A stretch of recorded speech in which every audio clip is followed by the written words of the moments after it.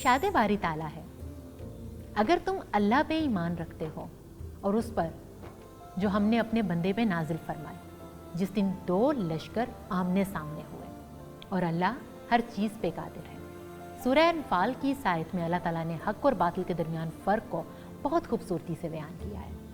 और दो लश्कर जिनका इस आयत में जिक्र किया गया, कुफ़ार और मुसलमानों के बीच होने वाली पहली जंग ग़ज़वाए बदर है। अल्लाह ताला ने इस दिन को यौम फुरकान का नाम दिया है, यानी हक और बातिल में फ़र्क करने वाला दिन। इसी के बारे में मज़ीद वजाहत के लिए हमारे साथ मौजूद हैं मारूफ सीरत स्कॉलर जनाब डॉक्टर तारिक शरीफ ताता साहब। तो आइए इन्हीं से पूछते हैं कि आखिर ऐसी क्या बात है 313 मुसलमान 1000 कुफ़ार पे फतहयाब हुए। जी डॉक्टर साहब। बिस्म रब्बि मोहम्मद करीम अलैहिस्सलातु तस्लीम। आप तमाम अहबाब की आमद का शुक्रिया। आज का उन्वान भी हमेशा की तरह बड़ा अहम और रमज़ानुल मुबारक की निस्बत और ताल्लुक़ से तो ये एक ऐसा दिन है जिसे आज हम डिस्कस करने जा रहे हैं। मैं ये समझता हूँ कि न सिर्फ़ इस्लामी तारीख़ का बल्कि इंसानी तारीख़ का भी एक बहुत यादगार और लाजवाल दिन है। बज़ाहिर तो ये चंद घंटों की एक एक्टिविटी हमें नज़र आती है तारीख़ के अंदर, लेकिन इसके असरात इतने दूर रस हैं। मैं ये समझता हूँ कि आखिरी पैदा होने वाले इंसान तक इसके असरात से और इसकी फ़यूज़ व बरक़ात से मुस्तफ़ीद होने का मौका इसके अंदर अपॉर्चुनिटी कायम रहेगी। रसूलुल्लाह सल्लल्लाहु अलैहि वसल्लम की जब हम ज़िंदगी को देखते हैं तो हम तक ये बात पहुँचती है कि ये जो दीन आप तक और हम तक पहुँचा है, ये 23 साला ऐलान नबुव्वत की तकालीफ़ और उनका नतीजा तो है ही है, लेकिन रसूल रहमत सल्लल्लाहु अलैहि वसल्लम की अपनी ज़िंदगी की 63 बरस जो हैं वो मुसलसल इस पैगाम को ज़्यादा मौसर अंदाज में पहुँचाने के ज़रिए के हवाले से हमेशा रहे हैं। और मैं ये बड़ी ज़िम्मेदारी के साथ ये बात कह सकता हूँ कि जो ग़ज़वा बद्र है उसने अपने ज़माने के लिए भी नए मेयारात कायम किए और बाद में आने वाले जितनी कम्युनिटीज़ हैं उनके लिए भी, हुकूमतों के लिए भी, और दुनिया भर में जहाँ जहाँ दो ग्रोहों के दरमियान कहीं इख्तलाफ पैदा होगा, मैं ये समझता हूँ उसके सुलझाने के लिए ग़ज़वा बद्र से रहनुमाई और रोशनी लेती रहेगी दुनिया। और हम ये देखते हैं कि ये जो ग़ज़वा बद्र है, ये देखने को तो ये चंद घंटों की एक एक्टिविटी है, 1.5 से 2 दिन का हमें बज़ाहिर एक मार्का नज़र आता है, लेकिन जब हम इसकी तफसील में जाते हैं तो हमें पता चलता है कि इसके ताने बाने भी ऐलान नबुव्वत के साथ ही शुरू हो जाते हैं। और जब रसूल रहमत सल्लल्लाहु अलैहि वसल्लम जो उस मुआशरे में सबसे पसंदीदा शख्सियत थे, ऐलान नबुव्वत करने के बाद जिस तरह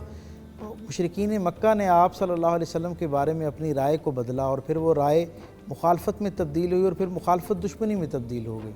और उसका फिर एक ऐसा मरहला आया कि जब रसूल रहमत सल्लल्लाहु अलैहि वसल्लम को सरज़मीन अमन मक्का मुकरमा, जिसे अल्लाह ने बहुत पसंदीदा करार दिया, जो ख़ुद रसूल रहमत सल्लल्लाहु अलैहि वसल्लम का बड़ा पसंदीदा था, उसे छोड़कर आप सल्लल्लाहु अलैहि वसल्लम को मदीना आना पड़ा। अच्छा, अब उमूमी तौर पे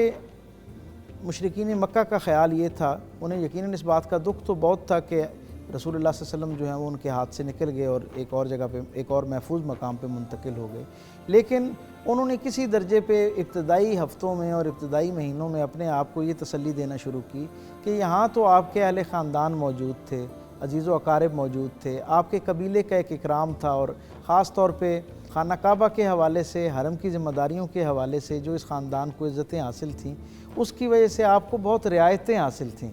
तो उन्होंने आपस में मुशरिकीन मक्का ने एक दूसरे को ये कह के,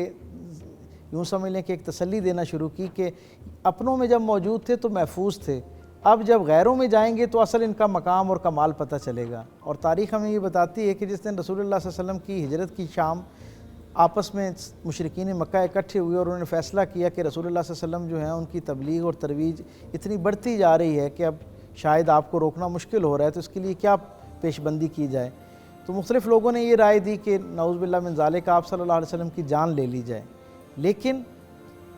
उनमें एक शख्स मौजूद था, इमराउल कैस, जो उस ज़माने का बहुत बड़ा शायर था और बहुत बड़ा दानिश्वर था। उससे पूछा गया कि रसूलुल्लाह सल्लल्लाहु अलैहि वसल्लम के साथ क्या करना चाहिए, तो उसने कहा कि देखिए, मैं कहता हूँ आप इनके ऊपर जो है अपना, इनके खून से अपने हाथों को न रंगें। अल्लाह के रसूल सल्लल्लाहु अलैहि वसल्लम की अल्लाह ने मदद फरमाई, आपकी बेहतरीन हिकमत अमली का नतीजा ये निकला कि वो कबाइल जो आपस में भी بام دست و گریبان تھے، حضور کی آنے کی برکت سے ان کے درمیان معاہدے ہونا شروع ہو گئے، امن ہونا شروع ہو گیا، مواخات کا ایک درس جو ہے وہ رسول اللہ صلی اللہ علیہ وسلم نے ایک انہونی کر دی۔ تو حضور کی جب یہاں نسبتاً ایک پرسکون زندگی اور عزت کے ساتھ بھرپور زندگی، وقار کے ساتھ، اثر و رسوخ کے ساتھ جو زندگی شروع ہوتی ہے مدینہ شریف کے اندر، اس کی خبر جب مکے میں پہنچتی ہے تو ان کے اندر وہ جو حضور کے خلاف ایک گرج ہے، ایک دکھ ہے، ایک غصہ ہے، وہ دوبارہ تازہ ہونا شروع ہو جاتا ہے، اور وہ کہتے ہیں کہ ہم نے تو اس لیے ان کو نہیں جانے دیا تھا کہ یہ وہاں جا کے ایک مملکت قائم کرنا شروع کر دیں۔ جب وہاں کسی ایک سیانے نے ان کو آ کے بتایا کہ ان کا اثر و نفوذ اس درجے کا ہے کہ اہل مدینہ اپنے ذاتی اور نجی نوعیت کے معاملات میں بھی ان سے مشاورت کیے بغیر آگے نہیں چلتے، جب یہ بات ان تک پہنچی تو انہوں نے کہا کہ یہ تو وہی ہوا جو امراء القیس نے کہا تھا، یہ تو انہوں نے دلوں پہ حکومت کرنا شروع کر دی، اور یہ دلوں کی حکومت اس علاقے پہ حکومت نہ ہو جائے اور آگے چل کے مکے اور پورے عرب کے اوپر اور اس کے بعد پوری دنیا پہ یہ حکومت نہ چلی جائے، اس لیے ابھی سے بیخ کو نہیں کرنی چاہیے۔ وہاں وہ سب لوگوں نے پھر سنجیدگی سے آپس میں اکٹھے ہوئے اور انہوں نے کہا کہ ہمیں وہاں رہتے ہوئے بھی ابھی ان کی تعداد کم ہے، ابھی اس طرح کا اثر و نفوذ نہیں ہے کیونکہ بہت تھوڑا وقت گزرا ہے، تو ابھی ہی فوراً ہمیں وہاں پہنچنا چاہیے اپنی پوری قوت کے ساتھ، طاقت کے ساتھ، اور ان کی سرکوبی کر دینی چاہیے تاکہ یہ معاملہ یہیں پہ ختم ہو جائے۔ اس کے نتیجے میں ہم دیکھتے ہیں کہ جو ہے وہ غزوہ بدر جو ہے اس کا آغاز ہوتا ہے، اور اس کے لیے پھر پوری حکمت عملی مرتب ہوتی ہے۔ نو ڈاؤٹ یہ جو غزوہ بدر ہے اس میں ہمارے لیے بہت سے لیسنس ہیں، اور یہاں پہ جو اسٹوڈنٹس ہیں وہ بھی بہت سے سوالات کے ساتھ آئے ہیں، تو یہاں سوالات کا سلسلہ شروع کرتے ہیں۔ جی پہلا سوال کون کرنا چاہیں گے؟ ڈاکٹر صاحب میرا کویسچن یہ ہے کہ آج چونکہ ہمارا موضوع غزوہ بدر ہے، تو آج کل کے دور میں جو جنگیں ہیں وہ اسٹرینتھ اور اسٹریٹجی کی بنیاد پر لڑی جاتی ہیں، تو جو غزوہ بدر ہے اس میں نبی اکرم صلی اللہ علیہ وآلہ وسلم کی کیا اسٹریٹجی تھی؟ دنیا بھر میں جتنے لوگوں نے بھی آج تک جنگوں کے اوپر اور مارکوں کے اوپر کام کیا ہے وہ سارے اس بات پر متفق ہیں کہ غزوہ بدر ایک ایسا مارکۃ الآراء حقیقت ہے انسانی تاریخ کی جس کے اندر انسانی حکمت عملی جو ہے، جنگی حکمت عملی اور تدابیر جو ہیں وہ بھی اپنے نقطۂ کمال پہ نظر آتی ہیں، اور خود رب کائنات کی اس کے اندر مدد اور نصرت جو ہے اس کی بھی بہت واضح علامتیں جو ہیں وہ موجود ہیں۔ اس حوالے سے ہم یہ کہہ سکتے ہیں کہ غزوہ بدر انسانی تدبیر اور اللہ کی تائید ان دونوں کا خوبصورت امتزاج ہے، اور ہم یہ دیکھتے ہیں کہ رسول اللہ صلی اللہ علیہ وسلم نے جس طرح اپنی ایک چھوٹی سی ناتواں کم تیاری کے ساتھ فوج جو ہے اسے جس اعلیٰ درجے کی حکمت عملی کے ساتھ استعمال کیا، اس کی مثال انسانوں کی زندگی میں آنے والے جتنے مارکے ہیں ان میں شاید ہی کوئی اور مثال ایسی ہو جو اس اصول کے اوپر پوری اترتی ہو اور اس اعلیٰ درجے پہ ہمیں دیکھنے کو ملتی ہو۔ ہم نے یہ دیکھا کہ رسول اللہ صلی اللہ علیہ وسلم نے مدینہ سے سفر کرتے وقت جب آپ بدر کی طرف جانے لگے تو آپ سب کے علم میں ہے بنیادی طور پہ ایک قافلہ تھا جو مکے کا مدینے سے گزر کے شام کو جاتا ہے، اور واپسی پہ جب وہ شام مدینے سے گزرتے ہوئے دوبارہ مکے کی طرف جا رہا ہوتا ہے تو اس راستے کے دوران رسول اللہ صلی اللہ علیہ وسلم کو خبر ہوتی ہے کہ آپ ان لوگوں نے یہاں سے گزرنا ہے۔ آپ اپنے اصحاب کے ساتھ بدر کے مقام پر پہنچتے ہیں، یعنی سب سے پہلے تو یہی حکمت عملی بہت اعلیٰ درجے کی ہے کہ میرے کریم آقا صلی اللہ علیہ وسلم نے مدینے کو پرامن رکھا اور انہیں ان کے رستے میں جا کے انگیج کیا، اور پھر مدینے سے نکلتے وقت رسول اللہ صلی اللہ علیہ وسلم کا ایک بڑا کمال کی حکمت عملی یہ ہے کہ آپ نے نکلنے سے پہلے اپنے اصحاب کو اکٹھا کیا اور ایک بڑا تاریخی یادگار لازوال خطبہ ارشاد فرمایا۔ اس کے اندر جنگوں کی تاریخ بھی بیان کی اور ساتھ یہ بتایا کہ یہ جنگ باقی جنگوں سے مختلف کیسے ہے۔ اس سے پہلے کی ساری جنگیں جو تھیں وہ قبیلوں کی کامیابی کے لیے، ان کے اقتدار کے لیے ہوا کرتی تھی، انسانوں کی حاکمیت کے لیے ہوا کرتی تھی، دوسروں کو مغلوب کرنے کے لیے ہوا کرتی تھی، اپنے دشمنوں کو تہی دست کرنے کے لیے ہوتی تھی۔ لیکن یہ جنگ، یہ مارکہ، یہ عام جنگ نہیں تھی، یہ ان عظیم الشان مارکوں میں سے ایک مارکہ تھا جس کی قیادت رسول رحمت صلی اللہ علیہ وسلم کے سپرد تھی۔ آپ صلی اللہ علیہ وسلم نے بتایا کہ یہ ظالموں کے چنگل سے مظلوموں کو نکلوانے کے لیے ایک نہ ختم ہونے والی ازلی ابدی مارکہ جو ہے اس کا آغاز ہے بدر، اور آپ صلی اللہ علیہ وسلم وہاں اپنے اصحاب کو ذہنی طور پہ آمادہ اور تیار کر کے لے کے جاتے ہیں، اور اس میں ایک بڑی خوبصورت اور خیر کی بات جو ہے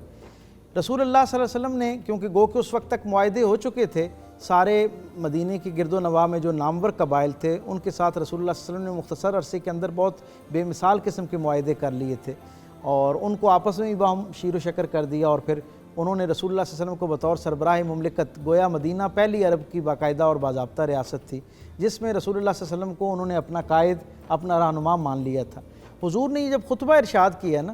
تو اس میں ایک بڑی خاص اور خوبی والی بات یہ ہے کہ میرے کریم آقا صلی اللہ علیہ وسلم نے کسی کو پابند نہیں کیا. اصحاب رسول صلی اللہ علیہ وسلم اس طرح آپ صلی اللہ علیہ وسلم پر اپنی جان دینے کے لیے آمادہ رہتے تھے کہ انہوں نے رسول اللہ صلی اللہ علیہ وسلم کے ساتھ،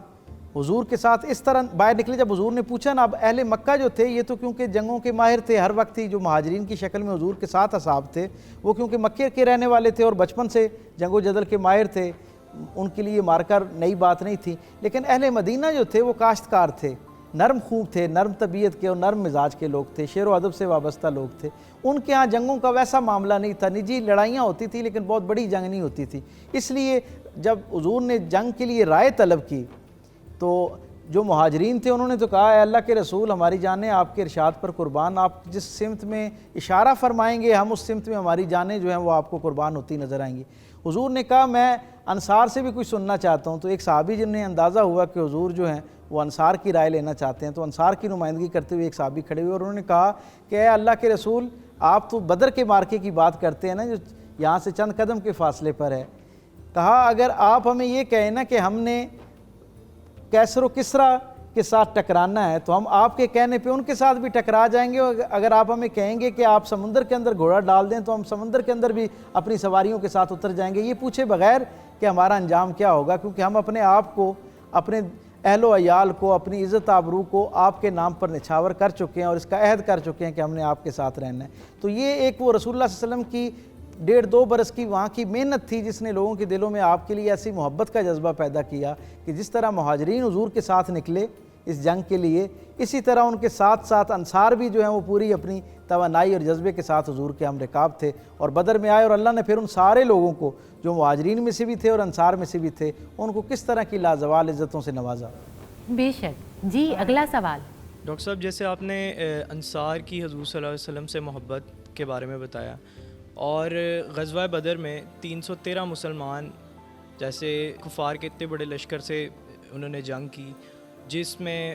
انصار اور مہاجرین نے ساتھ مل کر فتح حاصل کی، تو اس سب سے ہمیں مواخات کا کیا سبق ملتا ہے اور ہم اسے اپنی زندگی میں آج کل کے ٹائم میں کس طرح سے اپلائی کر سکتے ہیں؟ رسول کریم صلی اللہ علیہ وسلم کی زندگی سے ہم تک یہ خبر بھی پہنچتی ہے کہ جب لوگوں کے دلوں کو جوڑنے کے لیے کوشش کرنے والے اصحاب کی اپنی نیتیں اخلاص سے بھرپور ہوا کرتی ہیں اور اس پوری کوشش کے دوران دونوں گروہوں کو ملانے والے کا جذبہ پوری دیانت پر مبنی ہوتا ہے، تو اللہ تعالیٰ وہ لوگ جن کے دلوں کے درمیان ایک دوسرے کے لیے بہت عرصے سے میل موجود ہوتا ہے ان کے دلوں کو تطہیر عطا کر دیتا ہے، مصفہ کر دیتا ہے اور ان کے دلوں کو آپس میں جوڑنا شروع کر دیتا ہے. ہم یہ دیکھتے ہیں کہ رسول اللہ صلی اللہ علیہ وسلم جب مدینہ شریف تشریف لائے تو اوس اور خزرج 2 بڑے قبائل تھے جن کے درمیان برسا برس سے جنگ لگی ہوئی تھی اور وہ ایک دوسرے کے بڑے ہی یعنی جان کے درپے تھے اور گائے بہانے سے کسی نہ کسی سبب کو بنیاد بناتے ہوئے ایک دوسرے پر حملہ آور ہوتے اور ایک دوسرے کو نقصان پہنچاتے. رسول اللہ صلی اللہ علیہ وسلم جس وقت قباء کے مقام پر پہنچے نا، مدینہ کے بالکل قریب آ کے آپ لنگر انداز ہوئے، آپ تشریف فرما ہوئے اور آپ کے خبر پہنچنا شروع ہوگی مدینہ میں کہ حضور بالکل مدینہ کے قریب پہنچ گئے، مضافات میں آ گئے اور مدینہ تشریف لانا چاہتے ہیں.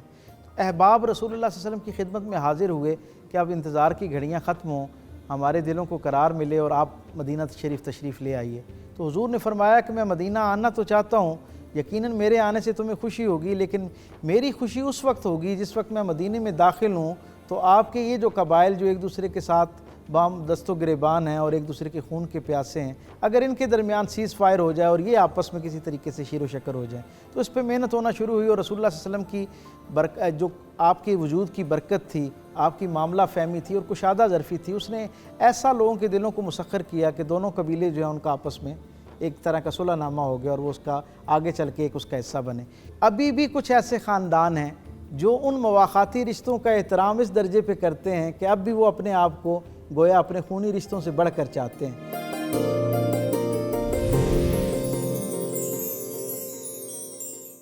رسول اللہ صلی اللہ علیہ وسلم نے جو پہلا کام مدینہ شریف کے اندر آ کے باضابطہ طور پہ کیا، 2 کام تھے، یعنی ایک تو مسجد کی تعمیر فرمائی، مسجد نبوی کی، اور رہتی دنیا تک کے لیے یہ ایک مثال قائم کی کہ جب بھی کہیں پر لوگوں کے دلوں پر حکومت کرنی ہو تو انہیں اللہ کے گھر کے ساتھ جوڑنے کی کوشش کرنی چاہیے. دوسرا جو کام رسول اللہ صلی اللہ علیہ وسلم نے کیا وہ یہ تھا کہ ان قبائل کے درمیان جو 2 جو گروہ ہو گئے تھے، ایک مہاجرین کا جو حضور کے ساتھ آئے تھے گویا مکے کے رہنے والے، اور ایک انصار جو مدینے کے رہنے والے تھے، ان کے درمیان ہر طرف سے ایک ایک شخص کو لیا اور انہیں آپس میں بھائی بنانا شروع کر دیا۔ انسانی تاریخ میں مواخات کی، بھائی چارے کی اس سے لازوال مثال کوئی نہیں ملتی۔ یہ جو مواخات تھی اس کا عالم یہ تھا، یہ اتنا گہرا رشتہ قائم ہوا کہ یہ نسلوں تک اس کی خوشبو آتی رہی۔ اور ہم نے دیکھا کہ تاریخ نے ایسے اصحاب کا احوال بھی لکھا جن کی زندگی آخری سانسوں میں تھی اور وہ مدینے سے باہر تھے، اور انہوں نے کہا کہ میرے اہل و عیال کو بلاؤ، ان کے بچوں کو بلایا گیا، اور بچے اندازہ کر رہے تھے کہ شاید ہم سے ہماری جو نجی زندگی ہے اس کے حوالے سے کوئی رہنمائی ہمارے والد دیں گے۔ جب وہ والد کے پاس پہنچے، یعنی اس انصاری صحابی کے پاس پہنچے، تو انہوں نے اپنی اولاد کو کہا کہ میں نے تم سے دنیا کی کسی بات کے لیے تمہیں اکٹھا نہیں کیا، بلکہ میں صرف تمہیں ایک نصیحت کرنا چاہتا ہوں، باقی اپنی زندگی میں تم آزاد ہو، جیسے چاہو ویسے اپنے معاملے کرنا۔ ایک بات یاد رکھنا، جس شخص کو میرے کریم آقا صلی اللہ علیہ وسلم نے میرا بھائی بنایا ہے نا مواخات میں، اس کے ساتھ رشتہ داری میں کمی نہیں آنی چاہیے۔ یہ میرے رسول صلی اللہ علیہ وسلم کا قائم کیا ہوا رشتہ ہے، اور میں یہ سمجھتا ہوں، اس انصاری صحابی نے کہا کہ میں یہ سمجھتا ہوں کہ یہ اللہ رب العزت کا قائم کیا ہوا رشتہ ہے۔ تو آپ اس سے اندازہ لگائیں کہ رسول اللہ صلی اللہ علیہ وسلم نے ان کے درمیان کیسا ایک انمٹ بھائی چارہ جو ہے وہ قائم کر دیا۔ حضرت عبد الرحمن بن عوف کی مثال بڑی معروف ہے، انہیں ایک صحابی انصاری صحابی کے ساتھ انہوں نے تعلق قائم کیا، تو جب وہ ان کے گھر پہنچے حضرت عبد الرحمن بن عوف کو انہوں نے سامنے بٹھایا اور انہیں اپنی پوری جو کچھ کاروباری معاملات تھے، جائیداد تھی، جو ان کے وسائل تھے، ان سب کی تفصیل ان کے سامنے رکھی اور کہا کہ یہ سارا کچھ میرے پاس اصل زر ہے، اس میں سے جتنا تم چاہو لے لو، اور جو تم سمجھو تمہاری ضرورت کا نہیں ہے وہ مجھے دے دو، کیونکہ اب تم اور میں اللہ اور اللہ کے رسول کے بنائے ہوئے بھائی ہیں۔ اور ساتھ ہی یہ بات کہی کہ میری 2 بیگمات ہیں، 2 خواتین میرے نکاح میں ہیں، تم ان میں سے جس سے چاہو نکاح کی خواہش کا اظہار کرو، میں اسے اپنے نکاح سے آزاد کر دیتا ہوں، تم عدت کے بعد اس کے ساتھ نکاح کر لو۔ حضرت عبد الرحمن بن عوف نے جب یہ بات سنی تو آپ کی آنکھوں سے آنسو جاری ہو گئے، اور آپ نے کہا ہے میرے بھائی، اللہ تمہارے اہل و عیال میں اور تمہارے مال میں برکت دے، مجھے نہ تمہارے اہل و عیال میں سے کسی چیز کی ضرورت ہے، نہ تمہارے مال میں سے ضرورت ہے، بس مجھے کسی نہ کسی انداز میں جو یہاں کی منڈی ہے، جو کاروبار کی جگہ ہے، وہاں کا راستہ دکھا دو، باقی اللہ میرے رزق میں خود برکت ڈال دے گا۔ تاریخ نے بتایا کہ وہ صحابی جو مدینے کے اندر انصاری صحابیوں میں سب سے صاحب ثروت تھے، سب سے زیادہ باوسائل آدمی تھے، اللہ رب العزت نے اس خالی ہاتھ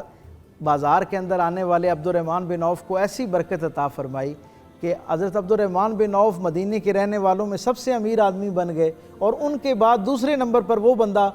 عمراء کی فہرست میں شامل تھا، وہ جو انصاری صحابی تھا جس نے ان کے ساتھ یہ مواخات کا رشتہ قائم کیا۔ تو حضور کے قائم کیے ہوئے رشتے کی اتنی برکتیں تھیں جو ان کی نسلوں تک جاری رہیں۔ اور بلکہ میں آپ کو یہاں آپ کو بھی اور آپ کے سامعین اور ناظرین کو بھی یہ بات بتاؤں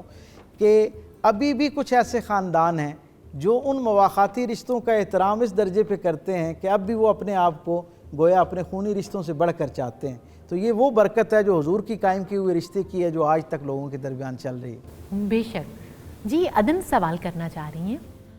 میرا سوال یہ ہے کہ غزوہ بدر میں فتح یاب ہونے کے بعد اللہ کی جانب سے ایک آیت کا نزول ہوا تھا جس میں اللہ نے مسلمانوں کو یہ یاد دہانی کروائی تھی کہ یہ جو جیت ہے یہ اللہ کی بدولت ہے، تو اس کے پیچھے یقیناً کوئی بڑا مقصد پوشیدہ تھا،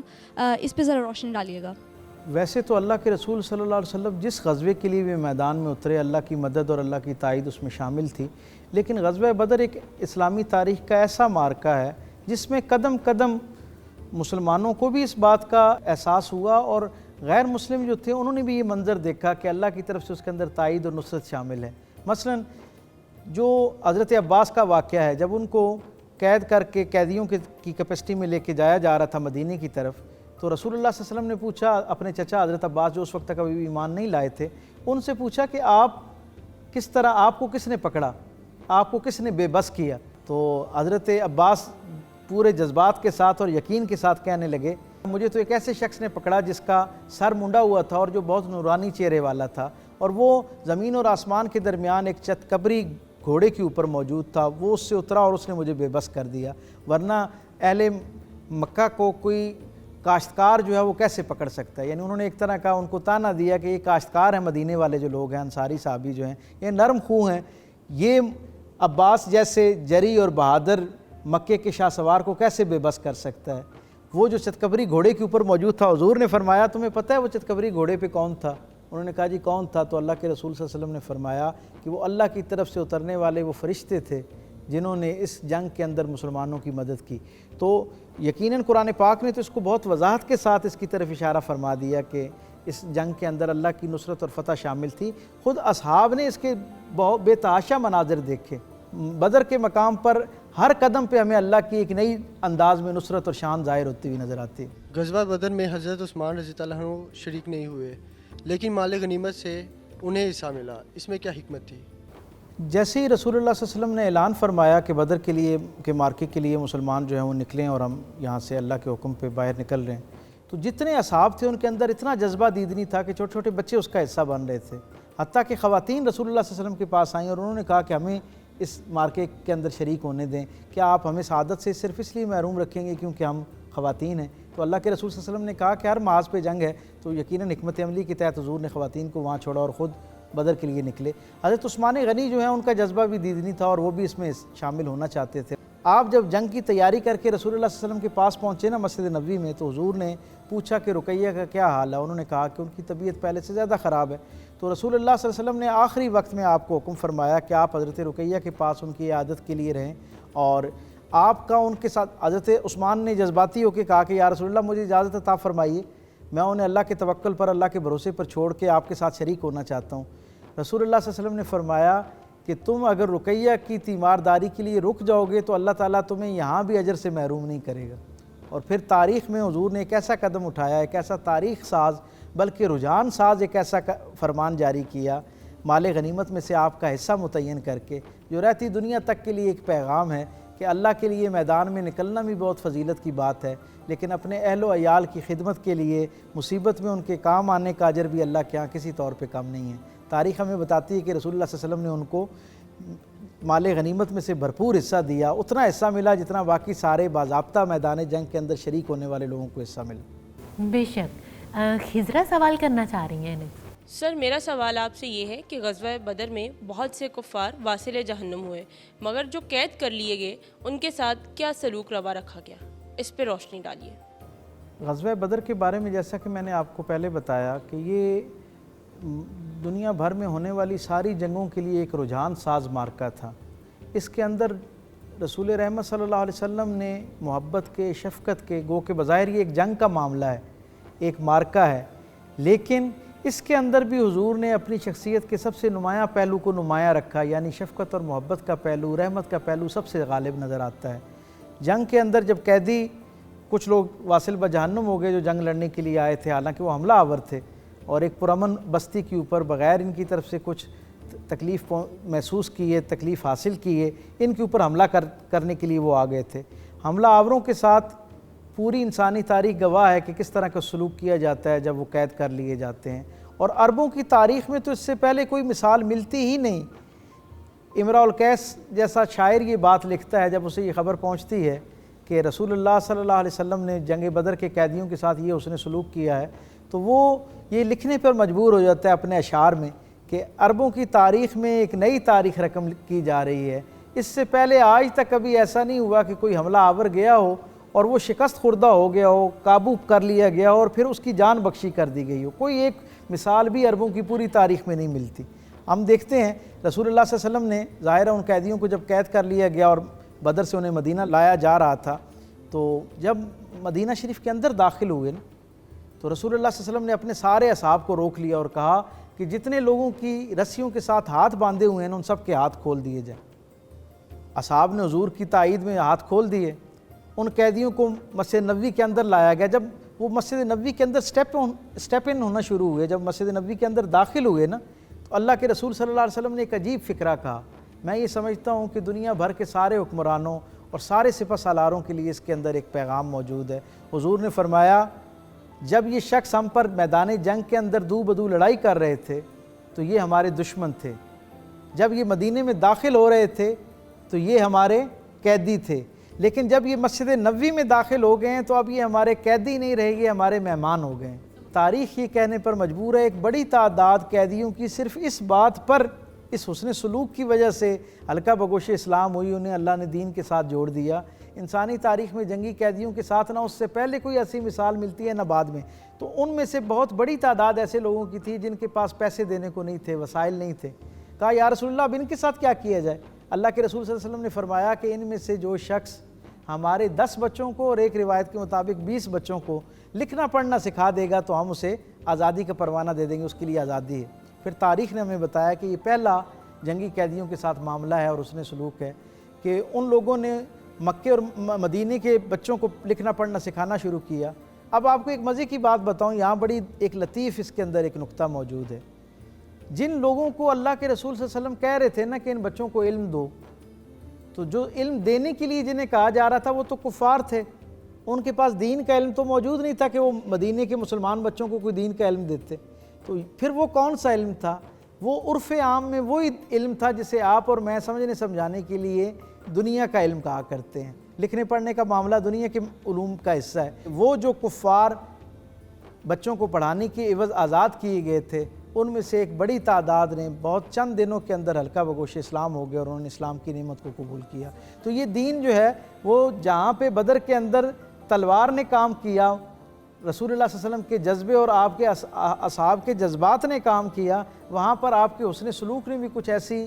لازوال مثالیں اور بنیادیں فراہم کیں جو آئندہ آنے والے تمام مہذب معاشروں کے لیے ایک مثال بھی ہے اور لائق تقلید ایک نمونہ بھی ہے۔ میری دعا ہے کہ اللہ تبارک و تعالیٰ آپ کو اور مجھے غزوہ بدر کے اندر جو رسول اللہ صلی اللہ علیہ وسلم کی جرأت و بہادری، حکمت و دانش، جذبہ اور اللہ کے لیے سرشاری اور جذبات،